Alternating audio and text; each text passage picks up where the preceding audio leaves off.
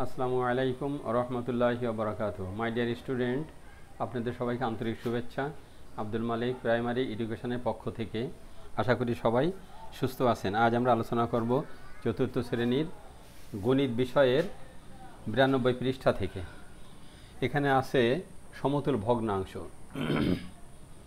ভগ্নাংশ হচ্ছে ভাঙা অংশ বা টুকরো অংশ। এগুলোর সমতুল। সমতুল বলতে সমান, তুল্য, সমান মূল্য, সমান মর্যাদা। যতগুলো এরকম ভগ্নাংশ থাকবে তাদের মান, মর্যাদা, মূল্য যেন একই রকম হয়। এখানে দেওয়া আছে 2/1 সমতুল ভগ্নাংশ নির্ণয় করো। এটা আমরা কি করে করব সেটা এবার আমরা তা আলোচনা করি। এটা হলো সমতুল ভগ্নাংশ নির্ণয় করতে হলে হর এবং লবকে একই সংখ্যা দিয়ে গুণ করতে হয়। সমতুল ভগ্নাংশ নির্ণয় করতে হলে একই সংখ্যা দ্বারা লব এবং হরকে গুণ করতে হয়। তাহলে এখানে আছে 1/2 সমতুল ভগ্নাংশ নির্ণয় করো। তাহলে আমরা লিখব 1/2 সমান 1 গুণ 2, নিচেই 2 হর আছে, 2 গুণ 2 সমান কত হবে? 2/2, নিচেই 2 2 4। আরেকটা নির্ণয় করি। 1/2 সমান 1 গুণ 3 এবং 2 গুণ 3 সমান 3/3, 3 2 6। আর একটা করি 1 গুণ 4, নিচে 2 গুণ 4, তাহলে হবে 4/4, 4 2 8। এই সবগুলোর মান কিন্তু একই। কিভাবে? কোনো জিনিসের 8 ভাগের 4 ভাগ, আমি এবার এটা করে দেখাই। এই জিনিসটাকে যদি আমরা 8টা ভাগ করি তাহলে কি হয় দেখেন। আমরা 4 ভাগ করলাম। এখানে আছে 4 ভাগের 2 ভাগ। 4 ভাগের 2 ভাগ মানে এই 1 ভাগ, এই 1 ভাগ। বড় হয়ে গেল। এটা যে 8 ভাগের 4 ভাগ। তাহলে একে 8টা ভাগ করি। 1 2 3 4 5 6 7 8। মানে 8 ভাগের 4 ভাগ। 8 ভাগের 4 ভাগ মানে 1 2 3 4 এইটুকু। এখানে দেখেন 4 ভাগের 2 ভাগ যতটুকু, আবার 8 ভাগের 4 ভাগও ততটুকু। এখানে মান কিন্তু সব এক। আবার যদি আমরা করি 6 ভাগের 3 ভাগ, তাও কিন্তু একই হবে।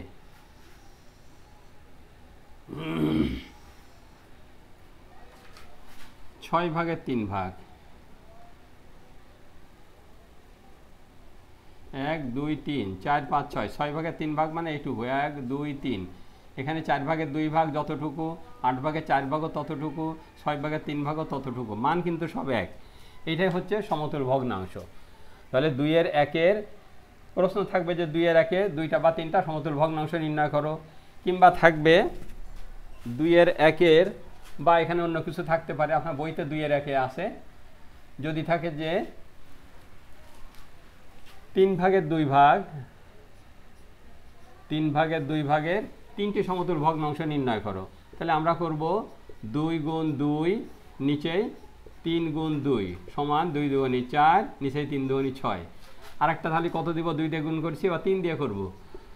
2 গুণ 3, 3 গুণ 3 সমান 3 2 6, নিচে 3 3 9। আর একটা 2 গুণ 4, নিচে 3 গুণ 4 সমান 4 2 8, আর 3 4 12।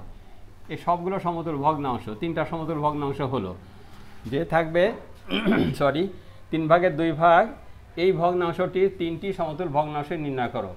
তাহলে আমরা সমতুল ভগ্নাংশ কী করে নির্ণয় করব? লব এবং হরকে একই সংখ্যা দিয়ে গুণ করলে সমতুল ভগ্নাংশ পাওয়া যায়। এখানে লব 3 2 দিয়ে গুণ করেছি, হরকেও 2 দিয়ে গুণ করেছি। লব 3কে 3 দিয়ে গুণ করেছি, আর হরকেও 3 দিয়ে গুণ করেছি। এখানেও লবকে 4 দিয়ে গুণ করা, হরকেও 4 দিয়ে গুণ করা। তা লব এবং হরকে একই সংখ্যা দিয়ে গুণ করে আমরা সমতুল ভগ্নাংশ পেতে পারি। 4 নম্বরে আছে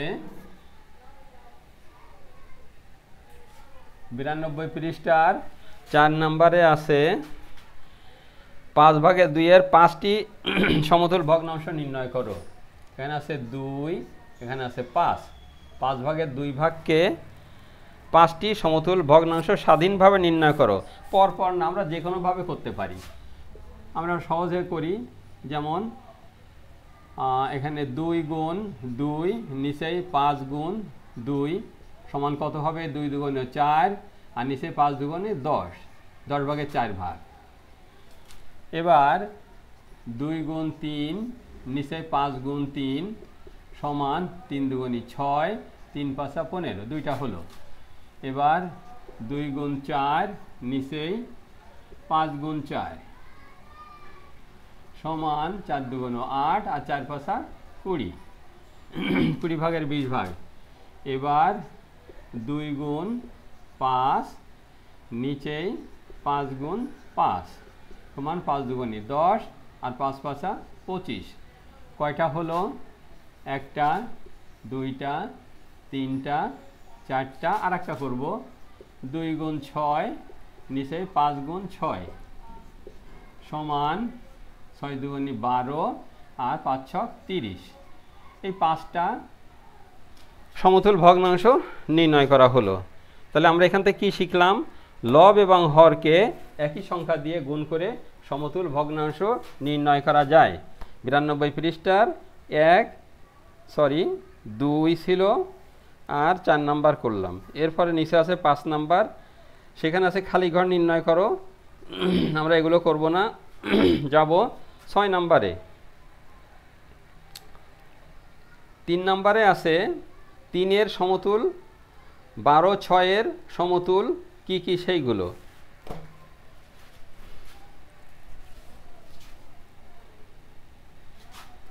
আমরা এতক্ষণ করলাম লব এবং হরকে একই সংখ্যা দিয়ে গুণ করে সমতুল ভগ্নাংশ নির্ণয় করা যায়।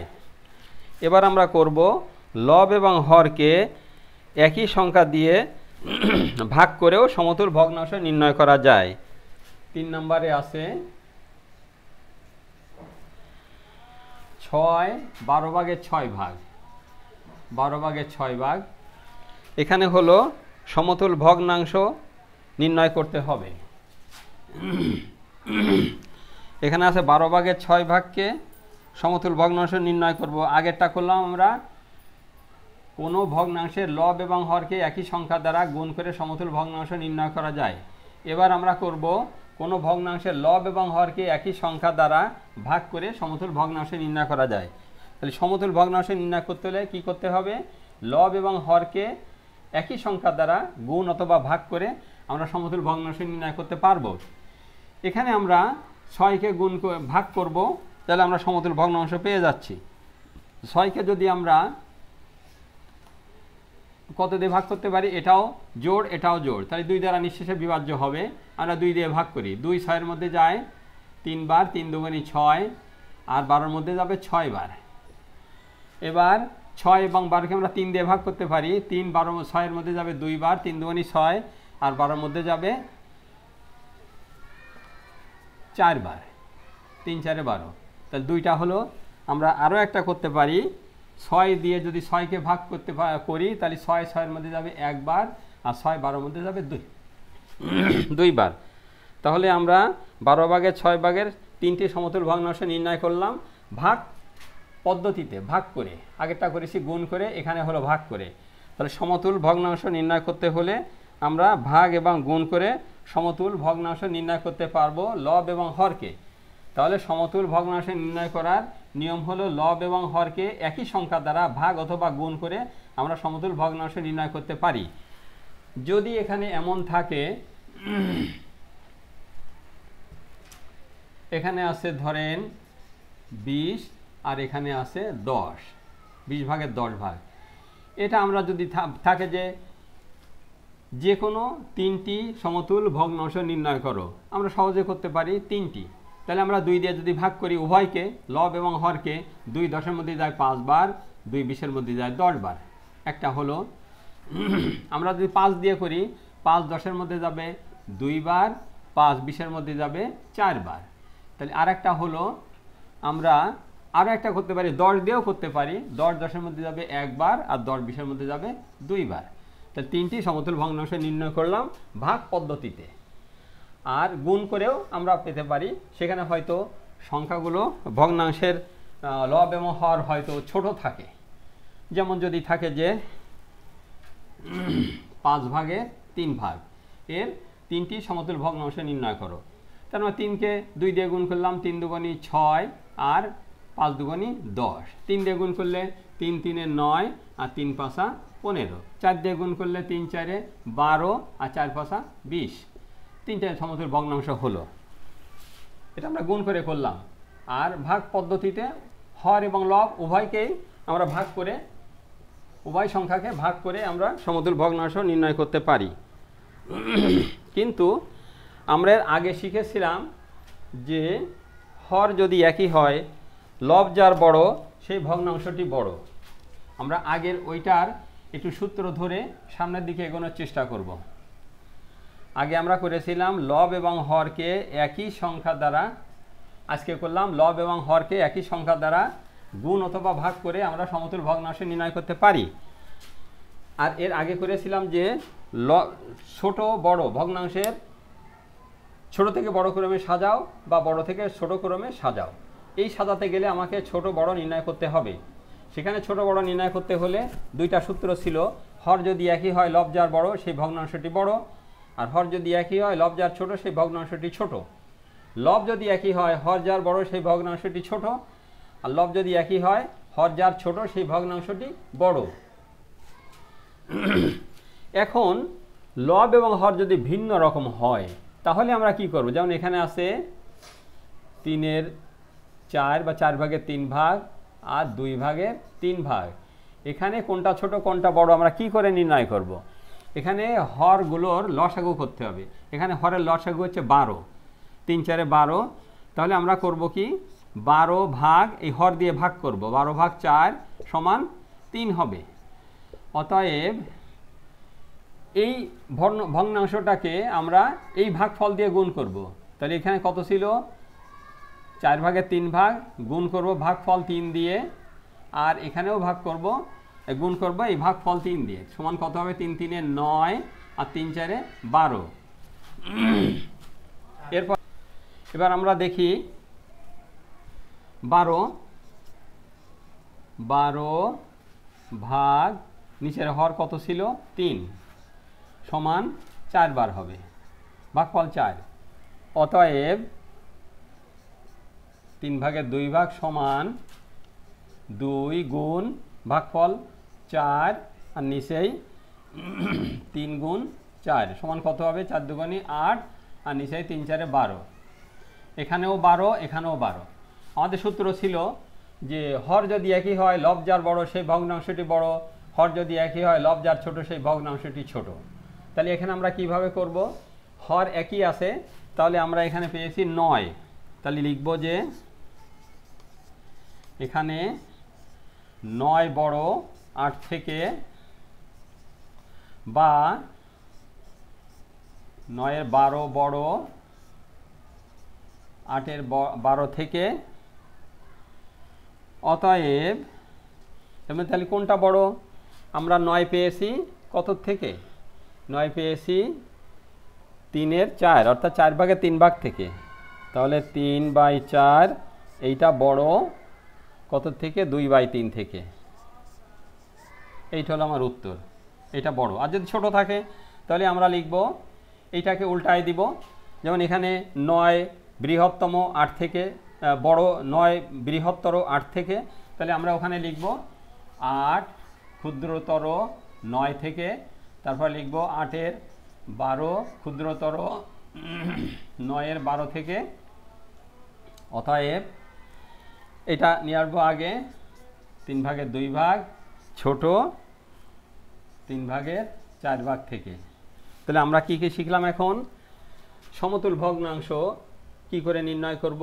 গুণ করে সমতুল ভগ্নাংশ পাওয়া যায়। অর্থাৎ লব এবং হরকে একই সংখ্যা দ্বারা গুণ করে সমতুল ভগ্নাংশ পাওয়া যায়। লব এবং হরকে একই সংখ্যা দ্বারা ভাগ করেও সমতুল ভগ্নাংশ পাওয়া যায়।